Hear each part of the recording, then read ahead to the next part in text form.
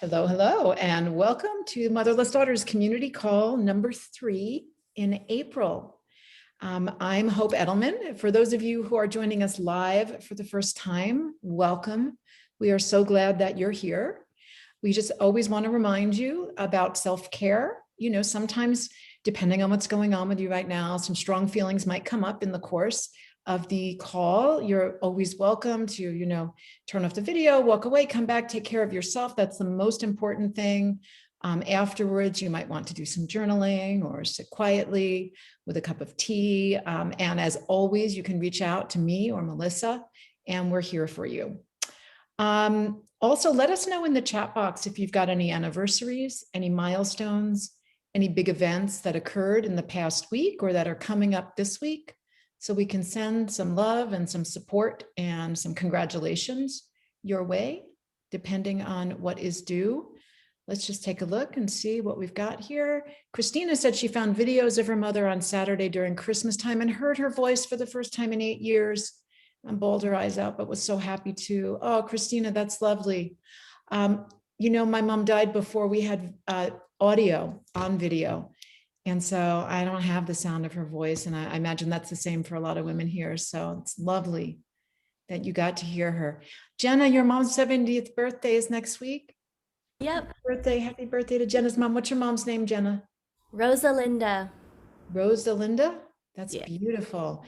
Stacy's mother's birthday is on 4/24. Happy birthday to Stacy's mother on 4/24. Thank you for letting us know about that. Okay, so just a reminder, if you haven't yet signed up and you'd like to join us on the May 8th Day of Remembrance, because we can't gather virtually for the Motherless Daughters Luncheons this year to honor mothers no longer living, we are doing our first international virtual event. There are 26 countries that celebrate Mother's Day on the same day, the day before Mother's Day, May 8th. We are going to gather online for 90 minutes. We already have more than 300 women from 14 countries, because I believe that Austria just joined us. 14 countries joining us, and our goal is at least 500 women from 20 countries if we can get there. We've got women coming from India, Australia, New Zealand, Scotland, England, Israel, Chile, everywhere. So we'll drop the, Jenna, could you drop the link in the box when Megan and I are talking and let people know? Also wanted to let you know that the topics for next month, the ones that were chosen by all of you, are up on the calendar at motherlessdaughters.com.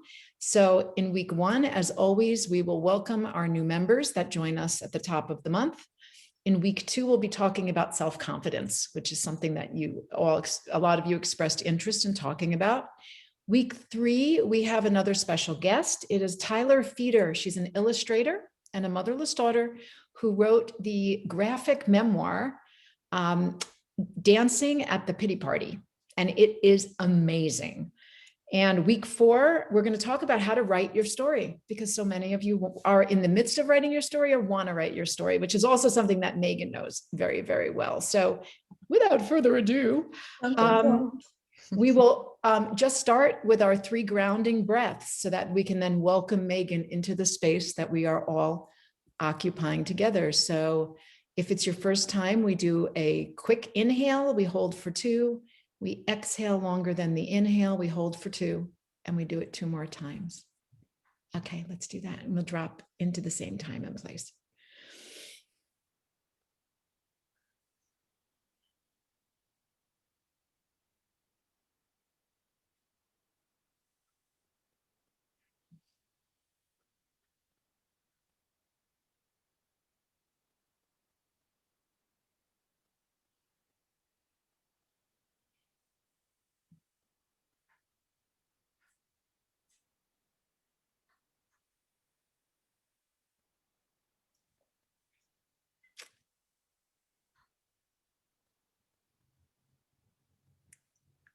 Okay, everyone, and welcome.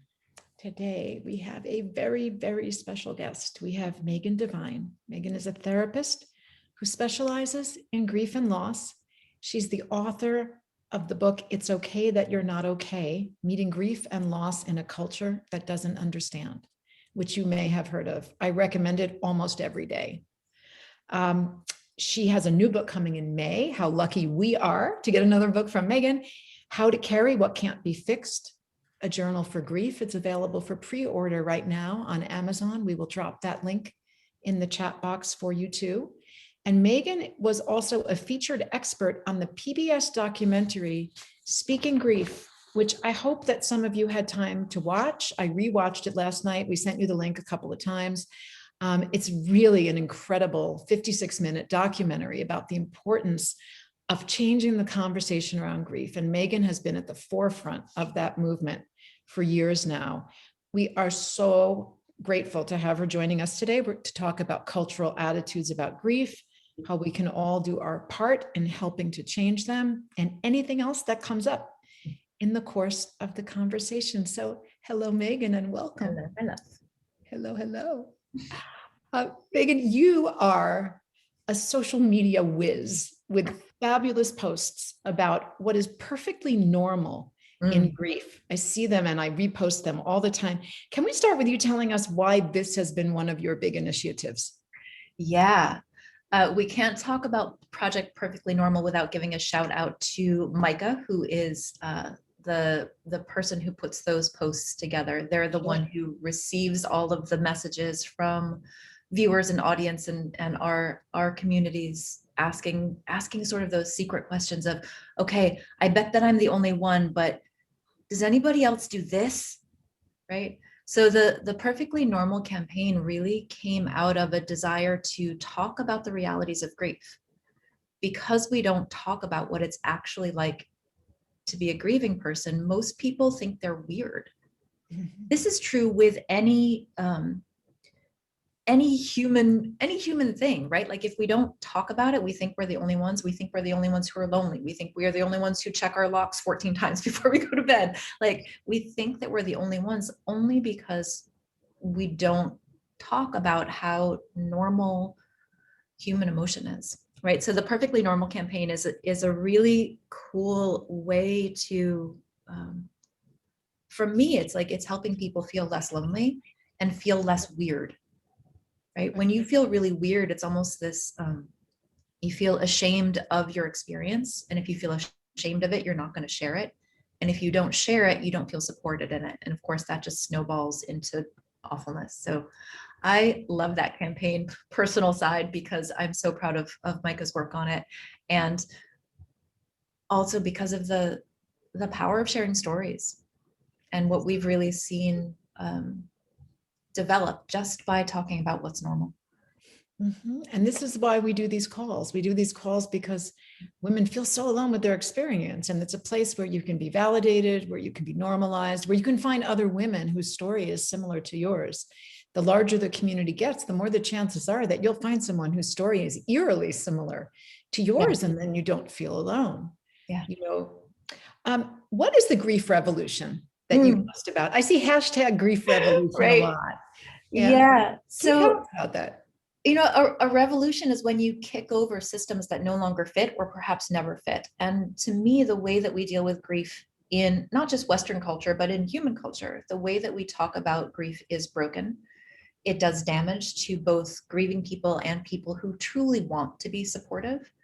And so we do need to have a grief revolution. We do need to kick over, I'm going to forget who this came from, but it's a dead white guy, but I'll find it in my brain and I'll post it so we can have it later. But this writer was writing to a female poet and said something like, kick over your tiresome house of cards and begin again. And I feel like that when we talk about what needs to happen in grief in our cultures, we have to kick over those old tired houses of cards, those ways that we set up, the ways that we pathologize grief, the way that we prioritize positivity and happiness, not just currently, but back through human history, right? This need to control the fragility of life by managing and honestly demonizing grief itself.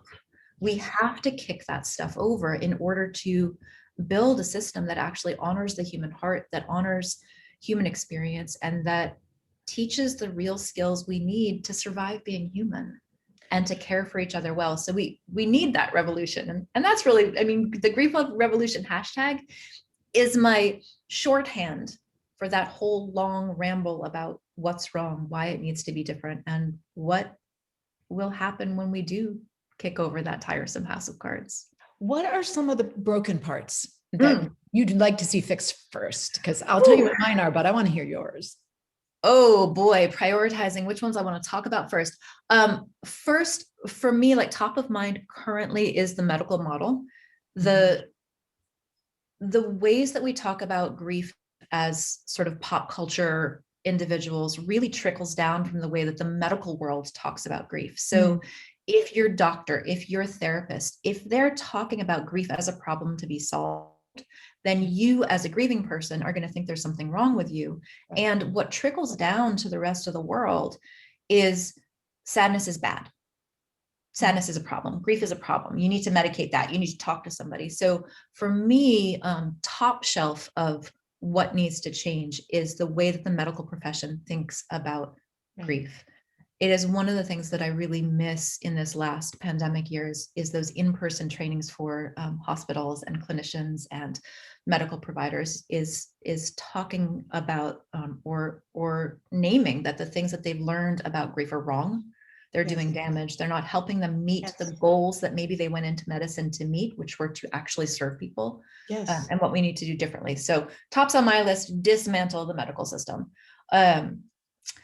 I would really love to see a discussion of the realities of grief brought into systemic violence and gun violence, racial violence. I would really, so I'm talking about some really top cultural things here, the medical world, and also the ways that we talk about grief as a social justice issue. I would really like to see that changed. If you look at things like, mass shooting of the week, what do? We stay like, Boston strong or whatever city strong. And that stays strong narrative, that sort of drive-by support where we like shout a platitude out as we go along our lives. That isn't something that I see talked about very often, that, the ways that we talk about grief as a culture not only do a deep disservice to individual grievers, but as a cultural response to violence and racism and otherism, we're really failing on so many levels. So I would love to see some discussions in the social justice field around grief as a social justice issue. I'm going to leave it at those top two because I can ramble about this stuff forever, and I know we have a lot of stuff to get to. So I'm gonna stop. I'm gonna cut myself off right there. I'm wondering, have you ever come across the nonprofit called World Maker? No. It was started by my friend Molly Marty. It was, I think, the National Grief Institute for a while, or National Resilience Institute, I'm sorry. And now they've changed their name to World Maker, but they go into communities when there has been a rash of deaths, like a cluster of suicides in a high school or a mass shooting. And they work with the community to help the community come together and grieve as a whole. And then they leave them with tools to keep it going, which I think is so important, because we don't want just the triage. It's helpful, right? This is why I wrote the After Grief, because I'd heard from so many people that if you call a bereavement center and say, I'm having a lot of trouble, I'm about to get married, I'm becoming a parent, my mom died or my dad died, and it's coming up for me, and your loss occurred more than 2 years ago, there are rarely any services available for you. It's that ongoing, lifetime support that's so important. Well, my peeve is the languaging around grief. I'd like to see the languaging stuff. And I think you referenced that a bit there, when you said we need to create a vocabulary that I think is more responsive and more reflective of the actual human experience, not of the medical model, like the pathologizing of it. If I could do away with the term unresolved, I would, I would, the unresolved grief implies that there's some kind of end point there that we should all be striving toward, and makes us all feel like we've failed somehow if we haven't. So yes, thank you. There's a lot of emotions in grief. I'm amazed still, as I'm sure you are, by how many people still think of grief in terms of 5 stages. including therapists who were trained back in the 70s and the 80s and, haven't really evolved in the grief theory thinking. But I was really struck when I was rewatching Speaking Grief last night. You were there talking about how anger is often the hidden emotion in grief. And you also listed others that don't get a lot of attention, like boredom and confusion and memory problems and forgetfulness. And why do you think our culture is so quick to overlook those and to focus mainly on other effects? Yeah, I think part of it is that misinformation campaign, right? That we've inherited from the stages of grief era that, we've inherited through various iterations of treating grief as a problem to be solved or something to hide away because happiness is the only acceptable emotion. I don't think that we know that confusion, boredom, hopelessness, hopefulness, like the entire range of human emotion is part of grief. And this is, again, why it's really important to talk about this stuff so that we know what to expect, what's normal. I was doing an interview this morning and the folks asked me about the stages of grief. And I was like, y'all are 26 years old. Where did you learn this, right? This is what I mean when I talk about the medical model trickles down into the rest of the world. You don't have to have gone to grad school to know what the stages of grief are. They are ubiquitous. They show up in movies. They show up in plot lines. They show up everywhere. And they're really hard to sort of root out. One, because we don't have a sort of catchy, sexy thing to replace them with, because the replacement to treating grief as a 5 steps and you're done sort of thing is messy. Monica just posted, there's actually a medical term, complicated grief, right? Which just begs the flippant question, is anyone's grief simple? Yeah. Like, really, Do you want to touch on, can we touch on complicated grief for a second? Absolutely. Okay. Here's my thing about complicated grief and prolonged grief disorder. They are fundamentally pathology based. They are another way of saying grief is a problem in need of a solution. There's a lot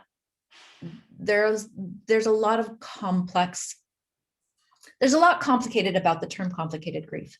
And it really comes from this desire to solve heartbreak, to solve grief because it's so uncomfortable and I can't handle it. So let me fix it, right? I used to be a lot more vocal in my, don't get me wrong, deep hatred of those pathologized ways of looking at being human. The nuance here is that I've actually seen some grieving people claim a diagnosis of complicated grief for themselves because it's the only way they feel like they can justify their continued experience to the people around them. If you have got friends, family, your neighbor all saying, TikTok, man, it's been 1.5 years since your mom died, you should be over this by now. And if you can say, no, I don't have normal grief, I have complicated grief disorder, that means that it's okay for me to still feel this bad. This is what we've done. Yeah. We have made a system in which people need to claim that they are ill in order to have their grief respected. Right? So I can't in good conscience come after complicated grief directly head on and say, no, eradicate it from the face of the earth. What we need to do is take that step outside of it and say, what have we created or what could we create in order to have a world where everybody's loss and pain is seen as valid without needing to give themselves a disorder in order to be validated. Right. And my understanding of complicated grief is that recent research has revealed that most of the people who get diagnosed with complicated grief are already struggling with anxiety or depression, or they're susceptible to it.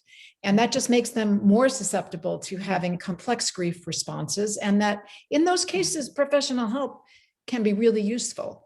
But well-trained professional help. Well-trained professional help. Yes. Our profession is challenging. Yes, it is. It is. And there aren't enough of you or you coaches. Yeah, right. Exactly. Yeah. That's true. Or trauma informed. We have quite a number of women on this call who have experienced traumatic losses. And, there's a movement in children's bereavement saying that any loss during childhood is a traumatic loss because when you're dependent on someone and your grief is mismanaged, it can be a traumatic experience. And that watching a parent suffer or die or witnessing an accident, of course, is all traumatic. Yeah. So, And again, I think this goes to that wider issue, that foundational issue of needing to have conversations that normalize and support grief instead of treating it as a problem to be solved. Because I think if we have to name loss of any kind as traumatic in order to get it adequately supported, we're going to get what we see, which is actually these boundary skirmishes around whose loss qualifies as traumatic, right? Whose trauma qualifies as trauma. And right. this is sort of like a distraction technique in some ways, because the point here is that all loss is valid. Most loss is traumatic for the person experiencing it. Traumatic experience is different than a clinically defined trauma. So we're not going to get into splitting hairs here, but this is how I sort of push back at this stuff, that we shouldn't have to name something as trauma, name something as complicated, name something as pathology or outside of the norm in order to get it supported, right? Mhm. There can be this sort of like, well, I can't define my loss as traumatic because my mom died when she was 97. So therefore my loss, I shouldn't be feeling this way. Do you see how quickly it devolves into my loss is I don't deserve to be feeling what I'm feeling, or no one will support me for feeling what I'm feeling because it's not as bad as this over here. Right. Whether we do that silencing to ourselves or we hear that from the outside world. Yes, there is a lot of work to be done on traumatic loss, on compounded losses that are part of witnessing suffering, witnessing violence, being part of violence, surviving violence. There are so many flavors in here. And all of it is part of that foundation of honoring all experiences of loss and grief as inherently valid and inherently worthy of support and witnessing and kindness. Yes. And we talk here about how there's no competition in suffering. We have women here who were adults when their moms died. We had women who were very young when their moms died. And it's difficult for different reasons.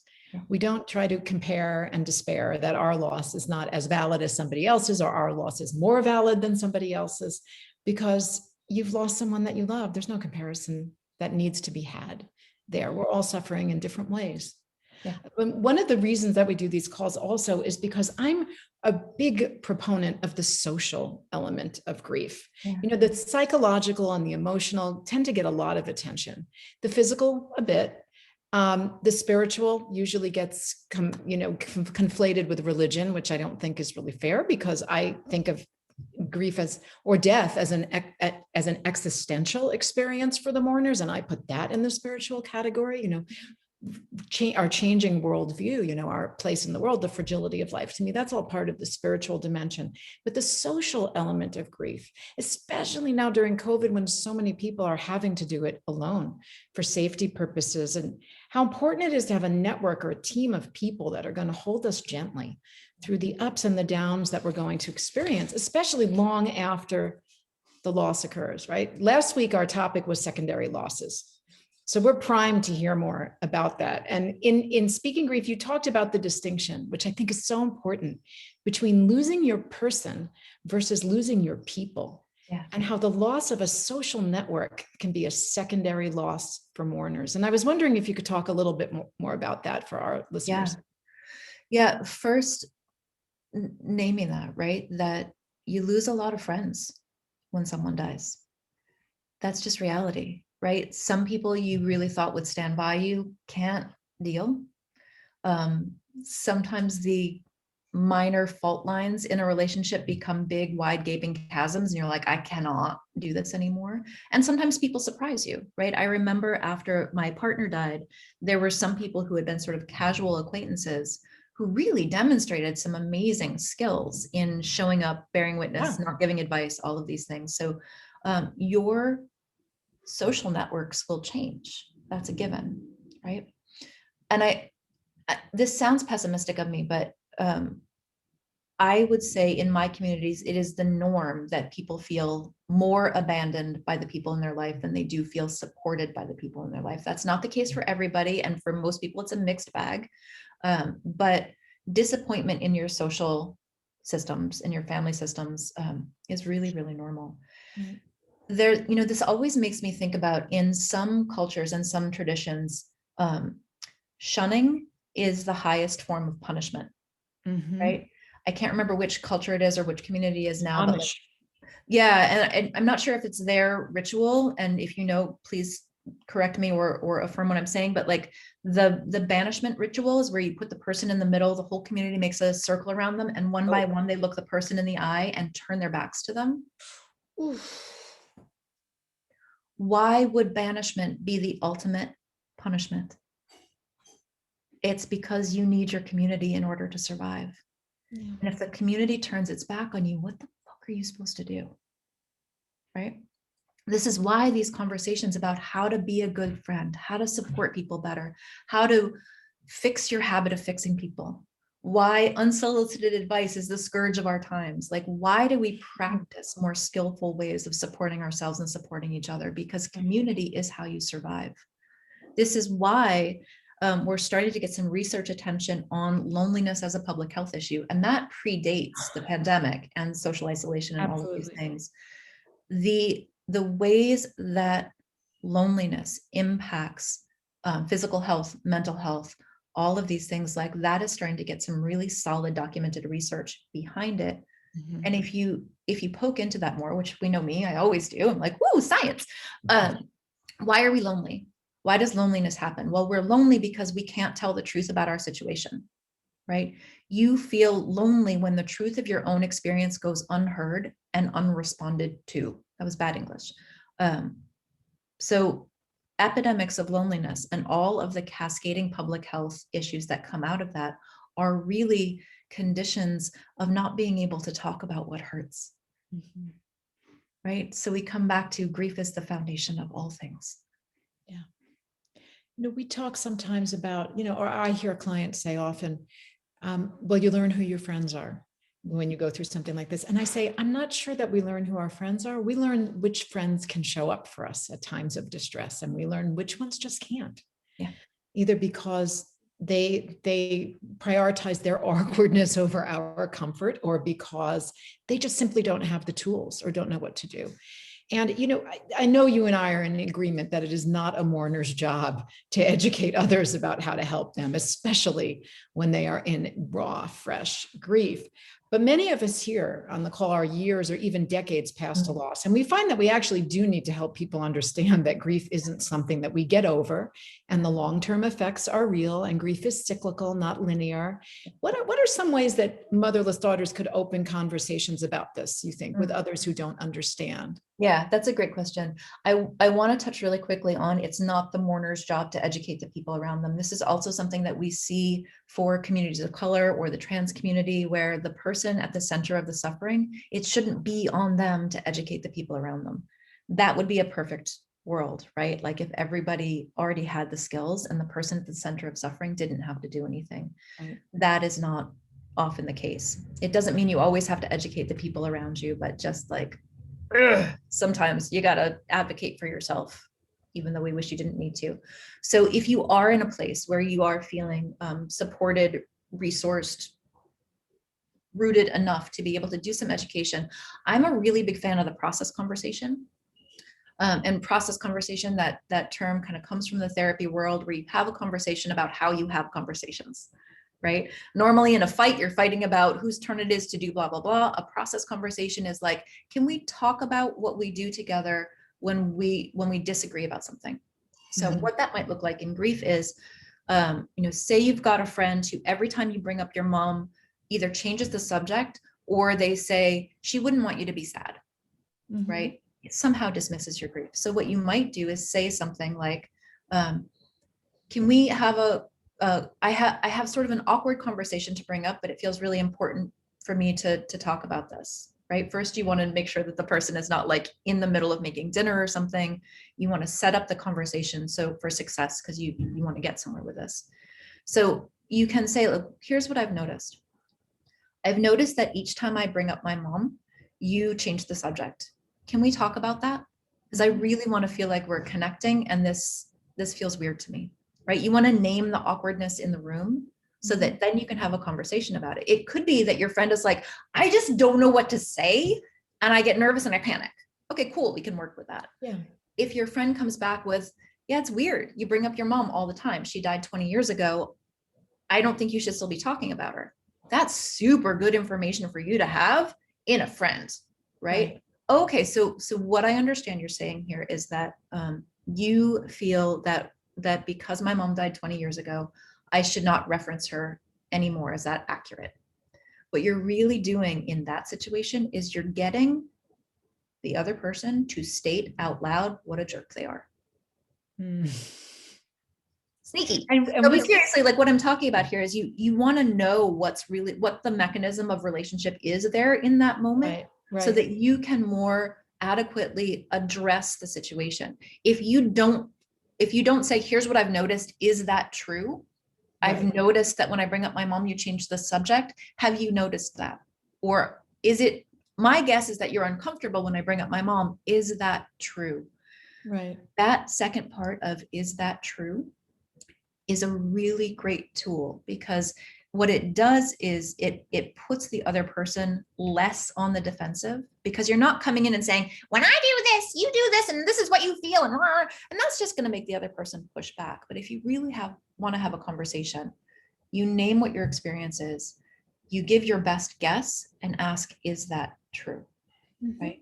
The conversation is gonna proceed from there, and you're gonna gain information about whether you want to continue this conversation, or if you realize this is actually not this is not a winnable relational thing that I can get through here, and I need to protect myself and cut my losses or whatever, right? Lots of decisions that can come out of that. Right. But I love that. I love that suggestion, because it can be used with any kind of conversation that's feeling absolutely. unhelpful. Like, I notice that every time I talk about my distress, you try to fix me. Or I notice that every time I talk about my distress, you start to use a sentence that starts with, well, at least ... this other thing didn't happen, or I notice that you're always telling me about to look forward and keep moving forward, and that invalidates that I feel really bad right now. And so, yeah, that's a wonderful suggestion. Yeah, and in a way, it's getting somebody to say the second half of the sentence out loud, right? Because if you're talking about grief and somebody says they wouldn't want you to be sad, or remember the happy times, or look forward to your future, that second half of the sentence that they're not saying out loud is, so stop feeling the way that you're feeling. So stop talking about the way that you're feeling. Yeah. And when we have these conversations, we're bringing attention to that invisible second half of the sentence that isn't said out loud, but is definitely heard. Right. And so to be able to say, when I bring up my mom and you tell me to think of the happy times, it makes me feel like you're uncomfortable with me being sad right now. Is that true? Mm-hmm. Yeah, I think that will be very helpful. Thank you so much. And we draw that actually from sort of classic couples counseling therapy skills, right? Yeah. There's some really good skills in couples counseling that you can borrow for any relationship, right? Just because somebody is a romantically paired couple doesn't mean that they get all the tools for couples counseling. Couples counseling tools work for every relationship. I'm seeing we're getting some questions in the chat box, so maybe we can move over there and move into the Q&A portion. We have a question here from Alicia, which says, Megan, what happens when, even though you're receiving genuine support from a community or a person, but it doesn't quite fill the void, sadness, or loneliness that comes with a loss? Yeah, I love that question. You can be lonely in a room full of the best people, right? When there is one person missing, the whole universe is off, right? And I think this is an important thing to sort of name and realize, that even with the best support in the world, even when people say we're right here with you, your grief is yours alone, right? Only you know your relationship with your mom. Only you know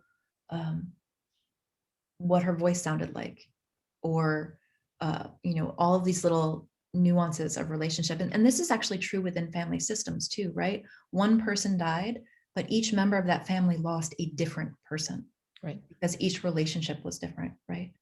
So both things are true at the same time, that companionship is survival, feeling supported and seen and loved by your friend and family circles. And at the same time, knowing that you are actually alone in your grief. You are. Right. There's a certain element of loneliness that we are not going to be able to fix for ourselves. We're just going to. And I don't think of it as something that needs to be fixed either. It's a reality, right? Like, there is a loneliness inherent in loss. Yeah. It's not good, not bad, not fixable, not, it's just a fact. Mhm. You, right alongside the best support in the world, you are alone inside your grief. It is not true that people can do this with you. They can be there alongside you, but they can't enter the core of that Yeah. with you. And, one of the things I appreciate most about your work, Megan, is that you just tell it to us straight. I remember when I was writing Motherless Daughters, at one point I went to my editor, the inimitable Liz Purley, and I said, Liz, I thought I was going to write this book and tell women how to get over, I was 28. Yeah. Get That was a over long the time loss ago. of their moms.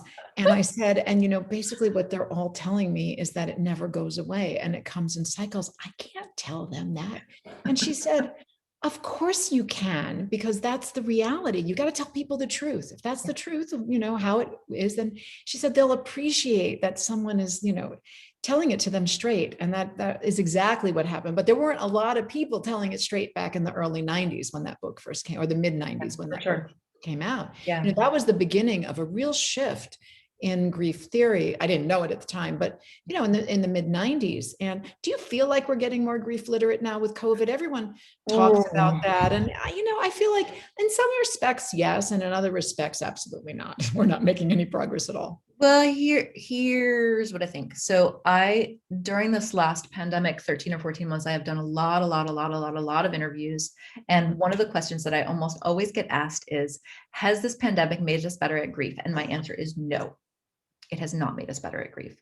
I don't think that skills have appreciably changed because we haven't talked about what actually needs to change.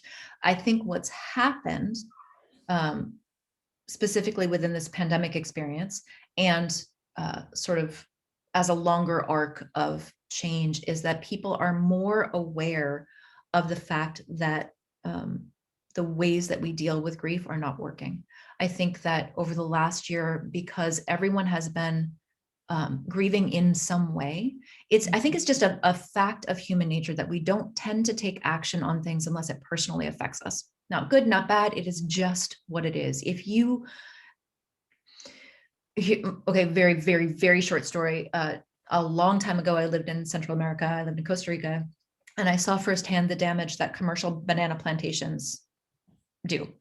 And I thought that when I came back to the States and I told people about what I'd seen, they would make a change. But they're like, no, bananas are 14 cents. If you buy them conventionally, we're going to keep buying bananas. You don't make changes about stuff that doesn't affect you personally unless you make a concerted effort to be involved, right? Mm-hmm. Part of humans. So what's happened over this last year is that more people have had an experience of loss. It became personal to a lot more people. Mm-hmm. And now it's like, oh, you know what? Your platitudes don't help me. You know what? Looking on the bright side is not going to solve this. So I think what's changed is not our responses to grief, but our understanding that our habitual responses are not helpful. Mm-hmm. And I also kind of want to point out here, I remember your voice back in the 90s, Hope. I remember that, like, oh, right, here's this person like telling the truth about this. And this is also why I say, like, in any sort of cultural change work, I know that I'm not saying anything new. I'm not saying anything new. I am saying what is true and naming it as true. And I build on the countless of often women before us who have, in different facets of life, spoken what is true and claimed it as true. And we're talking about the women's movement, the LGBTQ movement, the trans movement that's unfolding, anti-racist work, all of these things. Any cultural change happens with someone stating the truth about reality and naming it as true so that more people can say, that's me, right? And we also, when we tell the truth about our own realities and when we name things as true, we give other people permission to claim that truth for themselves, right? A truth on a truth on a truth creates change. Mm-hmm. Yeah. Absolutely. Courtney has put in the chat box a paragraph here. I'll read it. She says, to me, the challenging part is explaining how grief still impacts you. It is making new friends who don't know about your grief loss and never knew your mom, but then having the grief come up strongly, as it does sometimes from time to time, and having to relive it again and not knowing how to explain it. because it does feel so long ago. Kind of going through that now with a new wave of grief after 9 years of my mom's passing. How do you welcome people into such a big aspect of your identity, even when it's challenging and new for the relationship? I love that question. Thank It you. is such a big thing, right? When you have such a defining relationship and new people sort of enter the story after it, and you have to sometimes Catch make them those up. decisions. Yeah, you have to catch them up, but you also have to do this decision-making process of, is this person worthy of revealing this core aspect of myself to them at this time? Mhm. Right? There's a lot of decision-making that goes in there. Whether that decision tree happens quickly or not, depends, right? But these, and for some people, when they're like, if I decide to not talk about my mom in this moment, is that disrespectful to my mom or to my own grief? Yeah. Right? Right. It really is a question of like right timing in yourself. Yeah. Is this something that I want to bring into the conversation right now? And if not, it's a kindness to myself to not mention it at this time. Mhm. Right? You're not betraying your mom if you decide not to disclose what's actually going on for you, or your mom's death or her life or any of those things in a given moment when there was an opening to do so. Right? You get to have sovereignty and control about what you reveal at certain times. How you do that, I don't think there's any one right way to do this. I'm always a big fan of naming the struggle. So that could be like, with a new or relatively new friend who doesn't have that information yet, you can say something like, I'm having a really sad day today, but it's also like kind of awkward to tell you about it because it's sort of a big thing that you don't know about me yet. Right? You can stumble through that. Right? I just moved to a new area, a new state, and I'm meeting all of these new people, and they ask me what I do for work. And if I'm going to answer what I do for work, they're going to ask me how I got into this field. And then suddenly this person that I just met 5 minutes ago is hearing about how my partner drowned in front of me. That is awkward. That is awkward. Yeah, it is. Right? So I feel like you not get used to is the wrong phrase, but like, I think that you can like, I don't know, like be a researcher for your own cues or something, where like sometimes I will very quickly disclose that because I feel like it fits in the conversation and I have a sense that this person can roll with it. There are other times that there are warning flags that you do not want to go here. Right. And so I won't say something, or I will say it very quickly and move on very quickly so that I've said it, but we're not going to dwell there because this is not what we're doing today. Yeah. There's no right or wrong way to disclose the information. There is no right or wrong way to disclose or not disclose. Mm-hmm. You can also sort of treat it as an experiment. Right. Yeah. So 1 would be to name the awkward. 2 would be to treat it as an experiment. When I said it this way, it had this effect. How might I do it differently next time to get closer to the response that I want? This is also a really good question to ask yourself, like, what kind of response would I hope for from somebody when I disclose my mom's death or my unfolding grief to them in a new relationship? What would I want from them? Yeah. Right. That's a really good question. This comes up often with my clients who are dating, who Mm. say, I don't know at what point to reveal my mom died, especially if she died by a suicide or if she died by some kind of traumatic loss. Because then the question always is, once you say, well, my mom died when I was 12 or when I was 25, oftentimes people will say, well, God, that must have been hard. What did she die from? But oftentimes they feel like this is such a big part of their identity that if they don't reveal it at the right time, then it feels like they've been withholding something from someone new in their life. And, when we sort of peel back some of the layers of that, there's always an assumption that it's going to be like dropping a bomb in the middle of the table, and never really the opening the possibility or the opportunity that someone might say, wow, I'm really sorry. That must have been really hard for you. Or, yeah, my mom or my dad died when I was young too. I can really understand that. Yeah. And, we talk about, well, what messages have you gotten or what experiences have you gotten over the years?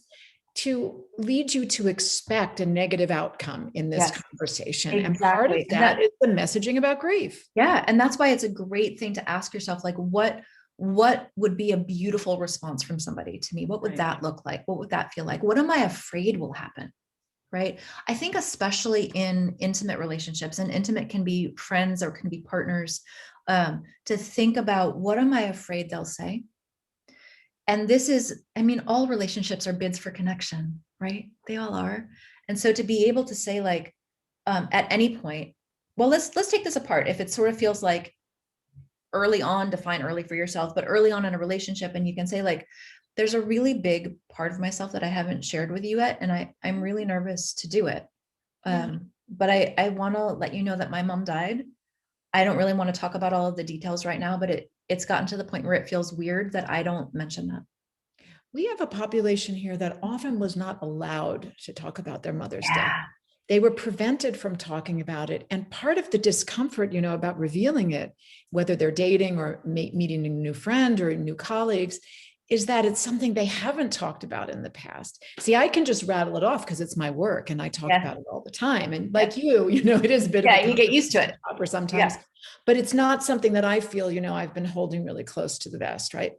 But if you haven't talked about it much, you haven't had an opportunity, or you were prohibited from talking about it as a child because it would upset your stepmother or your father or your grandfather. How do you work with clients around that? Or, what suggestions do you have for just normalizing the discussion so that it doesn't feel like you're revealing something that might, be that bomb dropped in the middle of the table? Yeah. So I think that's a really good point. And I think, one, we want to respect your own timing. Yeah. Right. You don't want to force yourself out of the closet, force yourself out of the emotional closet, because that's not going to feel good. Right. You were already told how, when, and where you could talk about something. So don't shove yourself out into a place that you don't quite feel ready to enter. Right. Yeah. I think that with people you are developing trust with or developing intimacy with, you can almost have a process conversation about your grief, going back to the sort of conversational style we were talking about earlier, which would be something like, as a kid, I was never allowed to talk about my mom's death. And it was really hard for me. It's made it really hard for me to talk about it now, even so many years later. I'm not really ready to like dive into the whole thing right now, but I want to name that in our relationship here, that my mom's death had a really big impact on me, and it shows up in a lot of different ways. And it might take some time before I feel comfortable talking about it. Yeah. Right. We just want to name the reality of the situation as we're living it. And just naming that truth can diffuse it. Right. When we don't acknowledge what's actually happening, it's like you either acknowledge it or you manage it. Right. This is why, if you're really nervous about public speaking and you get up to the podium and you just pretend you're not nervous, you are going to screw up. But this is why so many people get up on stage and they say, I'm really nervous. And then they do an amazing job, right? That moment of getting on stage and saying, I'm really nervous, it's telling your own nervous system the truth about what it's experiencing, so that then you can move forward with what you need to do. If you pretend you're not feeling what you're feeling, it is going to keep slugging you. Right. So to go into a relationship and say, it's really challenging for me to talk about my mom because it was silenced for so long. And I just want to say that this is up for me, and I'm not quite sure how I want to talk about it yet. Right. And naming it can diffuse the emotional intensity. Yeah. And then we're able to move through it and move on. But, a lot of us here didn't get the tools. We had to manage it rather than name it. Totally. And so that's our coping strategy and our survival skill. And we need to unlearn that. And you've given some really excellent suggestions about how to slowly start, and carefully do that. Someone here has said, sometimes I have such a pull to tell people about my mother's loss as soon as I meet them, because it seems to encapsulate my identity or who I am. I'm gradually learning to connect with people in other ways before disclosing such a big part of me. And, also the further we move from a loss, the more other aspects feel that they define us too. It's not the only part or the most overwhelming part of our identity. I remember an Anna Quinlan column when she wrote for the New York Times, it was one of the first columns I ever read about mother loss, and I carried it around in my wallet for years. But she said for a long time, she felt the impulse to say to people, I'll meet you in the lobby at 1:00. I'm the one in the red coat, and my mother died when I was 19. Because it felt like such a huge part of her identity. But then she became a writer and a wife and a mother and a speaker. And she didn't feel the need to use that she didn't feel the need to let people know that that was how she identified in the world. Yeah. I mean, the phrase that keeps coming to mind is everybody is a tapestry, right? Mm-hmm. But there are all sorts of identities woven into every single Right. person. And just like, you have different friends that you do different things with, right? Like you have the friend that you talk about cooking shows with, and then you have the friend that you can call at 3:00 in the morning. There are people in your life that you disclose more to and people that you disclose less to. There are people you talk about different parts of your life to, and none of those things are wrong, right? It really is like, I wish I knew who had come up with the original video description of grief, but like the way that we sort of clinically or traditionally think about grief is like, it's this size and over time it gets smaller. And I remember seeing this video 10 or 12 years ago where somebody took like this big ball and they're like, this doesn't change. What happens is that the container around it gets bigger, right? I really love that visual metaphor for grief, because it is true. Like that central fact of your mom's absence is not going to get smaller. You are going to find new facets of that every single day, because every single day she is not here and she should be, right? And you might be swimming around in a different part of a container that day when you meet this person and it doesn't feel like you want to do this. And the next day you meet a new person and the very first thing out of your mouth is my mom said, right? I've come to a point where I use it as a sorting metric, and a social experiment, right? And so, again, I'm meeting a whole bunch of people, and if I say something about, having a dead partner, I watch how they respond. Now, I've been setting up a lot of blind dates from my dog because she misses her friends, and I met somebody the other day because our dogs were playing together, and who said something first? I think he said something first about, he introduced himself, and like 3 or 4 sentences after that, he said his dad died 10 years ago, and then just kept going on with this conversation. And of course, I'm like, here are my people, right? And then we're having this whole conversation, and we were talking about how we moved here and buying houses on your own and all of that stuff. And I said, my partner died 12 years ago. And he was like, and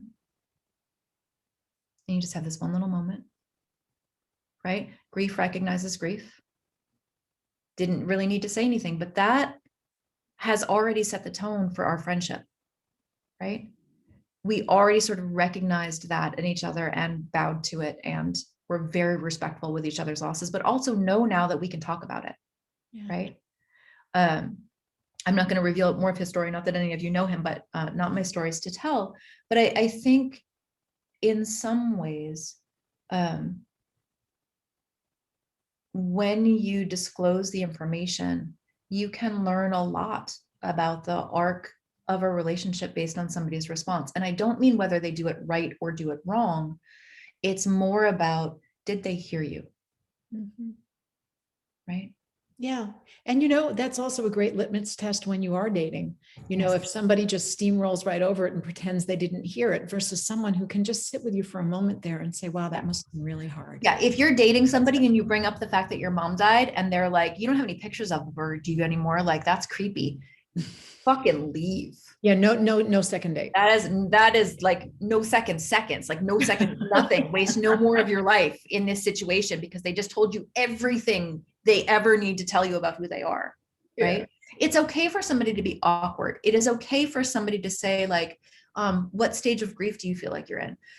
That is a product of cultural training, misinformation, right? There's a difference between being misinformed and being cruel. Right. And there's also a difference between being able to sit with you and in that moment and saying, well, I know how you feel because my grandfather died last year, and then talking for 15 minutes about how they felt when their Also grandfather telling died. you everything you need to know. Yeah, exactly. We have had so many questions in the chat box. I've just been reading from there, but I thought we might take an opportunity.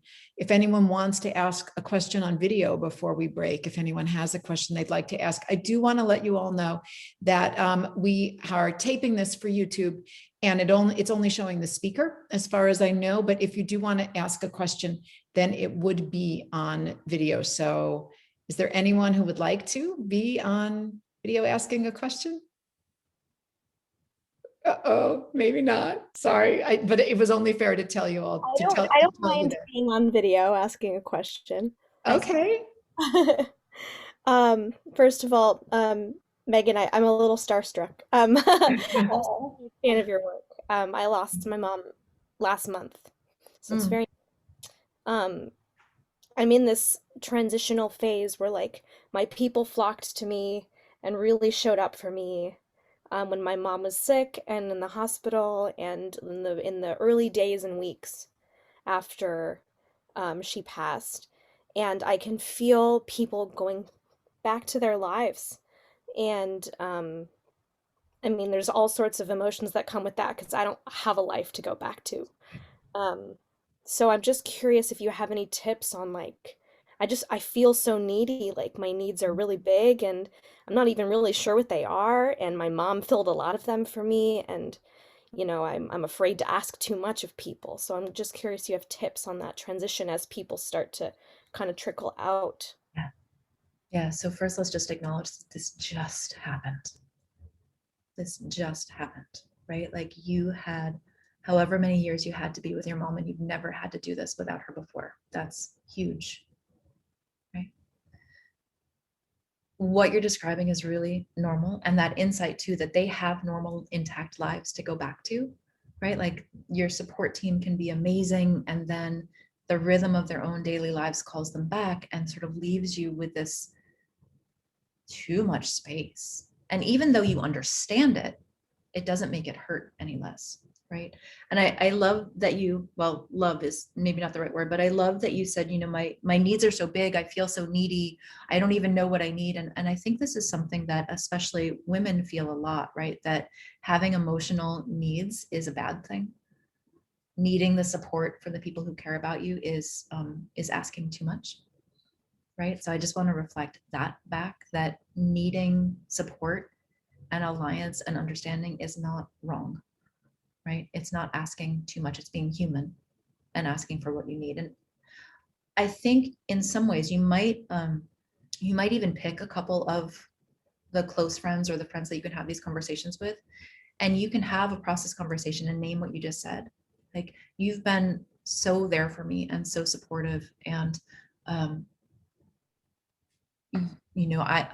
I can, whatever, however you want to say, you don't want to use my words, you want to use your words, but like name what you're feeling, that you were so present and so here. And I am still at the epicenter of this, like this still just happened. And I know you're going back to your life. Can we talk about some ways that we might figure out a structure for support, or, let you be able to go back to your kids, but also like, can we maybe set up a weekly date where we talk about this, right? How can we put some structure in this so that I feel the love that you want to send me, and so that you can feel like you're not failing as a friend? I think what very often happens for friends who have been showing up a lot is that they feel guilty that they're not still showing up, that we have this life to go back to and I can't keep doing this. So if you can enter into that conversation, you might be able to work towards something that doesn't feel awesome for all of you because your mom's still not here, but that gets closer to you feeling supported and them feeling like a better friend because they're showing up in the ways that maybe they want to, right? That is not always the case, right? Sometimes people are like, I did my part, I'm moving on, good information to know. But drawing on your knowledge of your people and your relationships, it is okay to name what's happening, right? You can both acknowledge that they do have a life to go back to, and you know that they have multiple demands, and that you still need them. Can we figure out something that lets us all feel like we love each other really well? Yeah. I wish you Samantha? didn't have to do that. I wish you had consistent, always support in all the ways you need. And sometimes we do need to have those awkward conversations in order to get those needs met. Samantha Hun, does that answer your question? Yes, thank you. That was very helpful. Good. Thank you. Thank you for coming on video. I'm going to extend the biggest thank you to the amazing and inimitable Megan Devine for spending this hour with us. I know you're so busy right now, and we really, really appreciate your wisdom and your insights and your incredible work.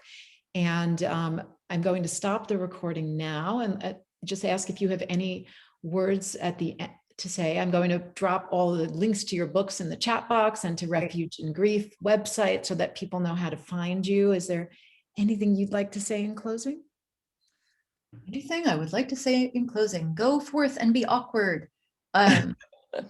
Really, I mean, that should be my banner.